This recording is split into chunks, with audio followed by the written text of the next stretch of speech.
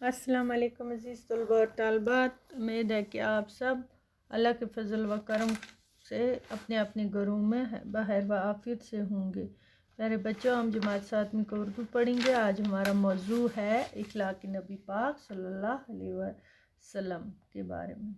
تو بچوں، ہم کچھ واقعات اس میں پڑھے حضور پاک صلی اللہ علیہ وسلم کے بارے میں۔ آج اس سے آگے پڑھیں گے، پیج نمبر آپ 21 سے 22 سے شروع کریں گے۔ ایک مرتبہ ایک بدوئی قرض خواہ اپنے غرض کا تقاضا کرنے کو آیا۔ اس نے بڑی سختی سے اور غصے سے تقاضا کیا اور کہا۔ آپ صلی اللہ علیہ وسلم کے صحابی نے اس بدوئی سے کہا کہ کیا تم دیکھتے نہیں ہو کہ تم کس شخصیت سے بات کر رہے ہو؟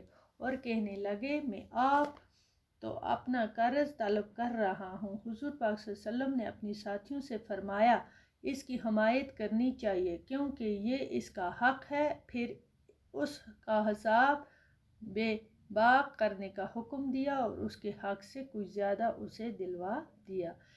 تو ایک دفعہ حضور پاک صلی اللہ علیہ وسلم نے زید بن ثنا سے 80 مسقال سونا اس شرط پر لے کر ایک بدوئی کو دے دیا کہ وہ مقررہ وقت پر اس کے بدلے میں کھجوریں دے دیں گے۔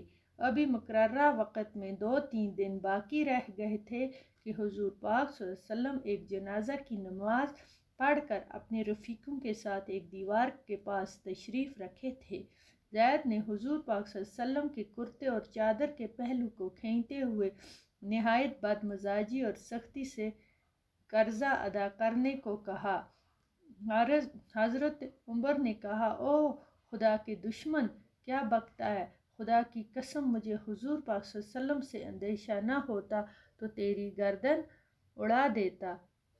پیغمبر اخلاق حضور پاک صلی اللہ علیہ وسلم نے حضرت عمر کو سمجھایا، ایسے موقع پر تمہیں چاہیے تھا کہ ایک طرف مجھے حسن اور خوبی سے اس کا قرض ادا کرنے کو کہتے اور دوسری طرف اس شخص کو بہتر طریقے سے تقاضا کرنے کی نصیحت کرتے۔ پھر فرمایا، جاؤ جا کر حساب کر دو اور ڈانٹنے کے بدلے میں 20 سایہ کھجوریں زیادہ دے دو۔